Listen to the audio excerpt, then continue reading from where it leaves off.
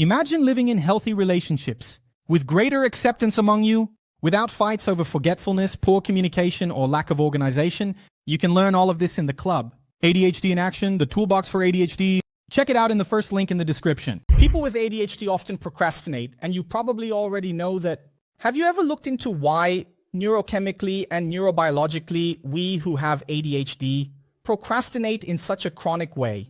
Pay attention to this video because in this video I'm going to explain the step-by-step why is our mind more prone to procrastination and what can you do to work around this characteristic of ours. Stay tuned until the end. In general, when we say that a mind with ADHD is procrastinating, or any person when they are procrastinating, it means they have low motivation to get things done for a specific task, whether it's to start or even to persevere once you've already started that task. In general, we can say that ADHD is a disorder that brings significant problems related to attention, concentration, impulsivity, distraction, and hyperactivity.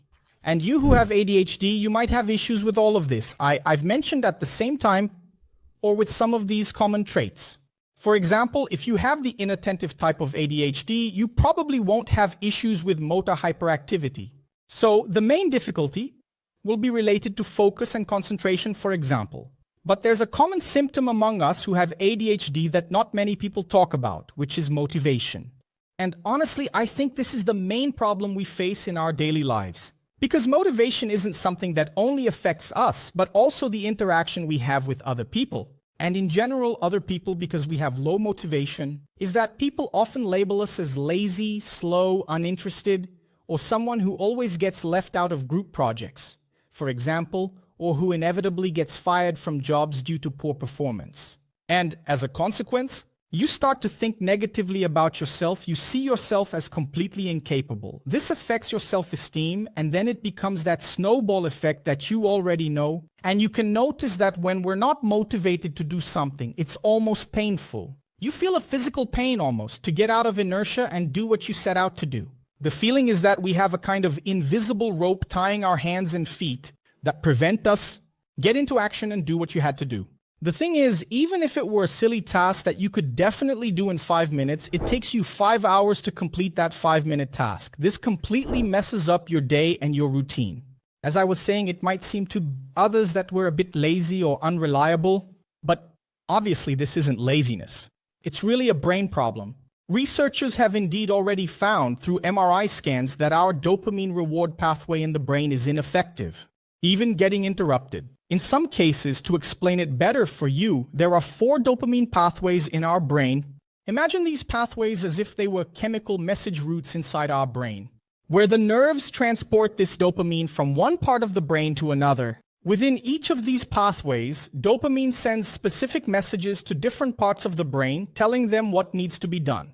And of these 4 pathways, 2 of them directly affect our motivation. The first is the mesolimbic pathway, which travels from the midbrain up to the limbic system. The limbic system processes our emotional memory. So, when you experience something pleasurable, this part of our brain is activated by dopamine, and then you learn and remember that this activity brings you pleasure. And they can be basic things, like eating something delicious or even having sex. All of this will activate that system. Just like more complex things, like receiving a compliment or validation from other people, and that's where those rewards come in.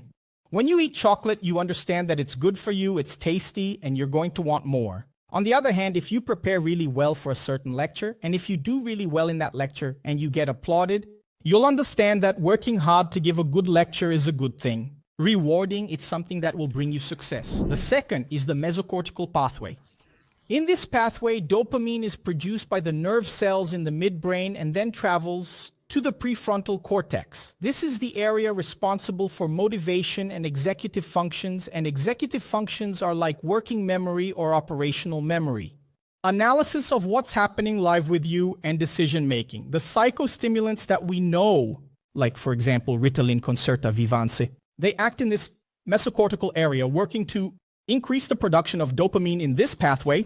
In this way, generally speaking, we who have ADHD have this reward system impaired, because you have fewer dopamine transport proteins in these pathways, which should transport dopamine along these routes to the final destination. It's like you have a shortage of supplies in this important area of the brain. So, because of this, You don't receive the proper dopamine signals to reinforce the positive behaviors you're engaging in. And without that reinforcement, your efforts aren't satisfying. And you lose motivation. So, knowing all of this, how can we improve our motivation? As I mentioned, psychostimulant medications act on the mesocortical pathway. However, it lasts only for the time that the medication is active in your body. When it is metabolized, you lose that support from the psychostimulants. That's why, even if you take the medication in the right dosage, you, who have ADHD, will still struggle with your lack of motivation. The medication doesn't cure ADHD, it provides temporary relief from the symptoms. Well, now that we know all of this, let's better understand how our motivation mechanism works, so that we can adopt strategies to overcome it. That's right. So, we know that motivation in ADHD has 4 well-defined pillars. We get motivated by interest, urgency, something challenging, and also by novelty.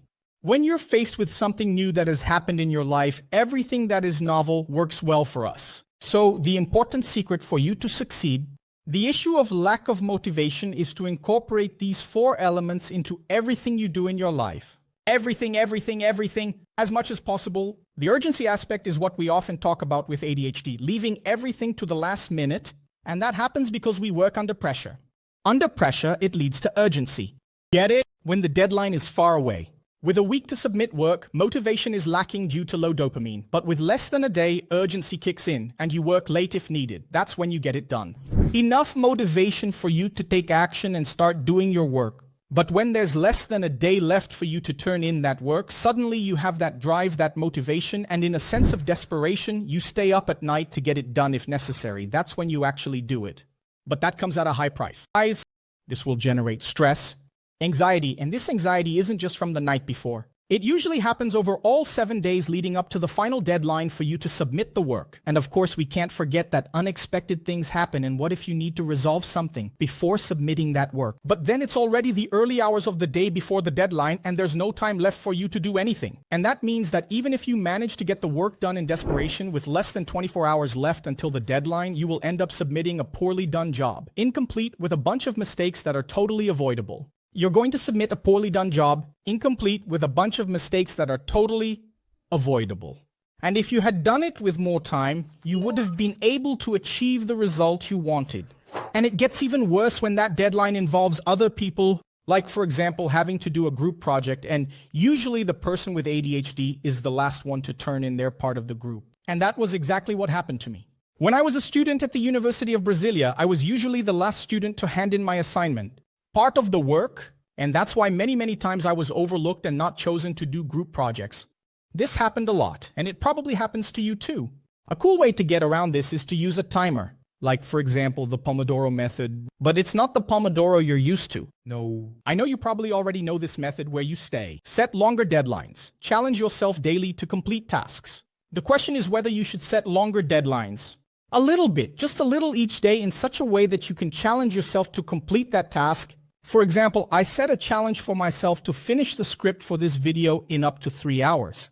I did it. Instead of starting to do the work the night before in a panic like you're used to, you create a little challenge for yourself of 1 hour a day. You know that the work is a bit extensive. You have 7 days to do it, but for 1 hour, you're going to focus on doing as much as possible. It's possible to get this work done in just 1 hour. When that time is up, when the timer hits 0, it's over. You put down the tasks, you close your laptop, and you go do other things. Got it? You can do some physical activity.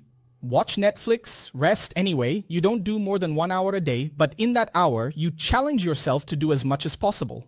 Remember the challenge? It's the important factor that motivates us. Look at the pieces coming together. Another thing this method does is reduce that feeling that you have a gigantic, never-ending task to do. Because it's very likely that if you have 1 hour a day for 7 days, that is 7 hours in total. To do this work, it's very likely that you'll finish it in 2 or 3 hours. No more than that. So in 2 or 3 days, you end up completing all the work with less anxiety, less stress, by challenging yourself, introducing this new approach, and this way, the chance of something going wrong in the execution of the work is much lower. You'll deliver a much higher quality of work and, yes, involve other people. Also, like working in a group, even better. Another thing that really boosts our motivation is doing an activity alongside someone else. Some people call this body dubbing. For example, in my high school, I had private lessons with a gentleman who taught practically everything: Portuguese, math, physics, and I believed he also taught biology. There was a day when I went there to have 2 hours of private lessons with him. And when I got there the night before the exam, he asked me what I was going to study that day. I said, "So, Professor, I brought my biology book here." And he turned to me and said, "Dude, I don't teach biology." And I was like, speechless. What do you mean? You teach me everything. You don't teach biology. And in fact, he knew the other subjects, all of them: Portuguese, math, physics, but he wasn't good at biology. Well, since I was already there, I was going to have to stay there for 2 hours. My mom had already dropped me off there, and I had no way to go back. What did I do? While I opened the book and started reading the chapters for the exam the next day, he also took the opportunity to read some books he had on the shelf. And just the fact that I was there, studying with someone in a quiet place, helped me learn 70% of the exam. There wasn't the noise I had at home back then when I lived with my mom. And having someone there who was also doing an activity with me gave me comfort in my mind, which made me study about 70% of the test content, and that was enough for me to get a good grade the next day.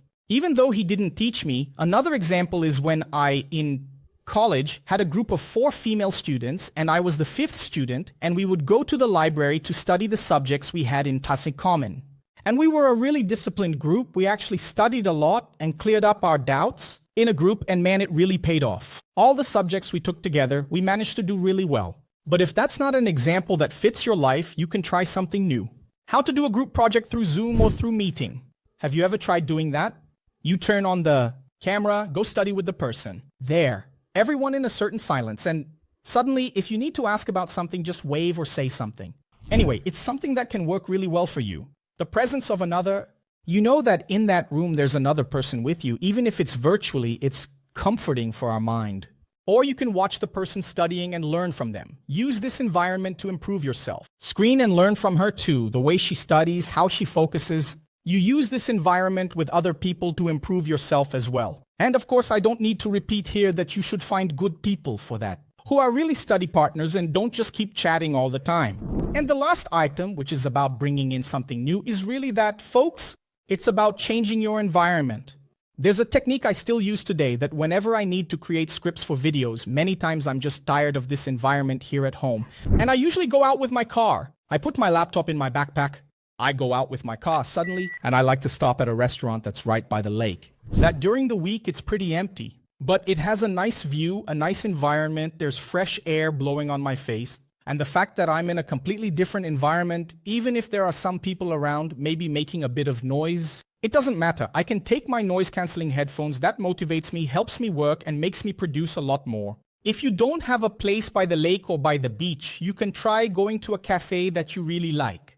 Or there are some physical bookstores that have reading spaces with some little tables, you can get creative there. You could maybe at a park too. If there's an outdoor park in your city, you find a way to go there. The important thing is to bring something new for yourself. And if you want to discover tools that really work for ADHD, having an arsenal of important tools, don't miss out on being part of our club. ADHD in Action, the link is here in the card or in the video description. Also, besides important tools, you also have access to a Telegram group where everyone is helping each other. I hope you enjoyed this video. Comment down below what you thought. I'll see you in the next video. Thanks, see you later, and bye-bye.